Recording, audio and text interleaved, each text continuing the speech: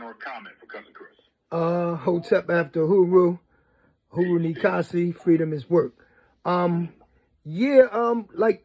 basically, what's going on, I like to give it to folks like this. My comment is that Philadelphia and Pennsylvania, all 67 counties, need to keep their eyes on the prize. This situation is twofold as far as I'm concerned, in terms of just being in the trenches and seeing what's going on. The first element of it within this upcoming election is first to secure the seat, the re-election of Larry Krasner. That's first and foremost. Brother Muta, you believe that the city of Philadelphia should keep and re-elect District Attorney Larry Krasner? Without question. And his track record says that. He now has Philadelphia as the #1 city in the country where the homicide rate has dropped precipitously. It's the lowest it's been in over 50 years. Crime is down in the city, contrary to these sensational portrayals of it in the European media. And so we need him to finish the job. I could list a litany of things that he has done right. Of course, somebody can always do better. There's always room for improvement. There are many things that he hasn't done that need to be done, but we know that this is a marathon, not a sprint. So that's the first element of it. In this upcoming election, the city of Philadelphia needs to re-elect its district attorney, Larry Krasner. Can you just share with the audience that you're speaking from a perspective of having been impacted by the criminal justice system? You're not just speaking out of turn. You're speaking from a certain set of experiences. Well, that experience is layered. First and foremost, I was sent to prison for a crime as a child, prosecuted as a child, and sent to prison for a crime I didn't commit, homicide robbery. And it took me 42 years of just nonstop relentless litigation in order to exonerate myself and secure my freedom. And in doing so, I had to master the law. And as a result, I pretty much know how things work, not just with the law, but how the law, not just in the criminal element of it, but also as it relates to civil law, real estate, et cetera, entertainment law, you name it. At some point in time, most of these fights will wind up in the courts. So the courts is extremely vital. And that's an understatement. So that's the first element, making sure we re-elect Larry Krasner because of the job he has done and continues to do. And if you want to, we can go into that. And then the second layer of it is the 3 judges. I call them judges because the United States Supreme Court Constitution says, the federal Constitution says that they're judges. They just took it upon themselves to call themselves justices. That's a whole nother subject. If you want to get into that, we can. But I mean, the only way that Pennsylvania Supreme Court judges can justify calling themselves justices is if they're asserting states' rights, and as a result, the Pennsylvania Constitution refers to them as justices. But that's we can get into that if you so desire. But the second layer of that is making sure that we re-elect these three judges on the Supreme Court. Donahue. I think it's important, General Muti, to retain the 3 Democratic Supreme Court justices. Well, they distill it down to 3 things. A woman's right to control her body, which to me is a no-brainer. Secondly, the EPA, as it relates EPA protection, the environment.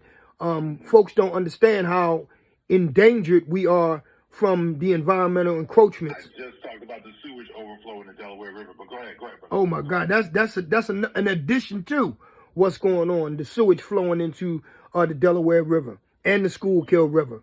And then the third thing they distilled it down to is the districts, the gerrymandering of the political districts.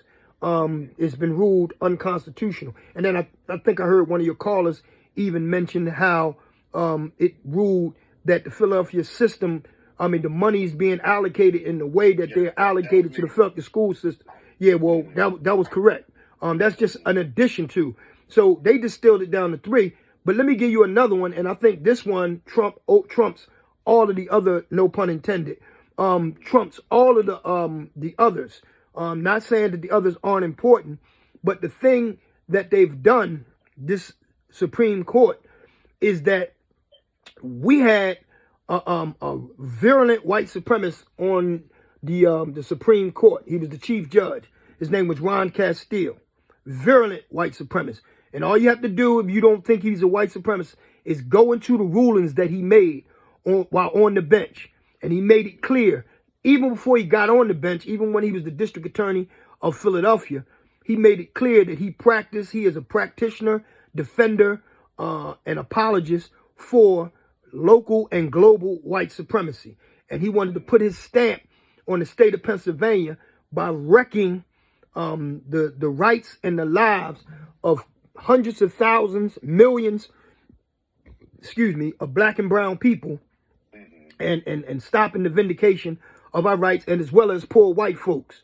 And so what this court has been doing since his departure, in my opinion, and I read the cases, and I read the law, and I read the opinions, and I read the basis for which they stand on, they have been forthright, doggedly undoing all the unjust, illegal opinions that the so-called Castile court made.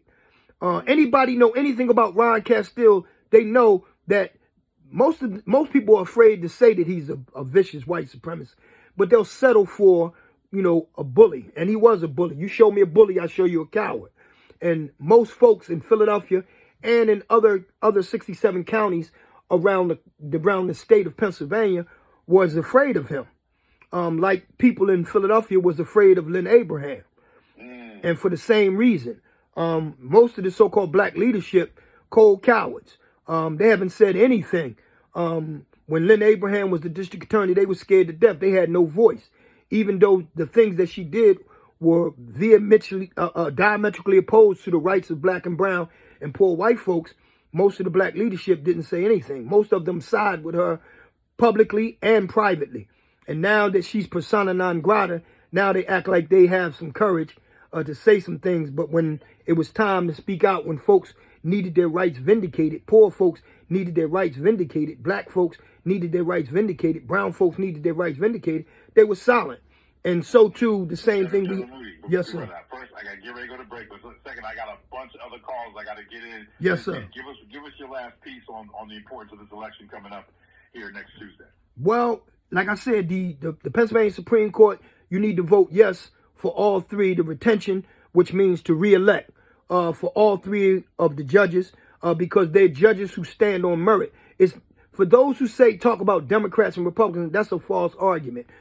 Democrats and Republicans historically and contemporarily has always been good cop, bad cop. It's just that with the advent of Donald Trump, he broke all the rules. And now his thing is, it's not good cop, bad cop for him. It's just, I'm a solo cop. And I don't care about the so-called good ones or the bad ones who are both on the same team. He just ramsacked all of that. So many of the people who stick to the so-called bipartisan or partisan politics are in fact a part and parcel part of the problem.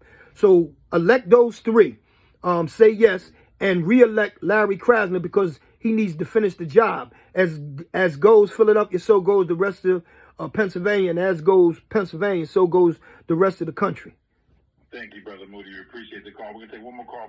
So goes the rest of Pennsylvania, and as goes Pennsylvania, so goes the rest of the country. Thank you, Brother Moody. We appreciate the call. We're going to take one more call before we go to break here. Miss Audrey from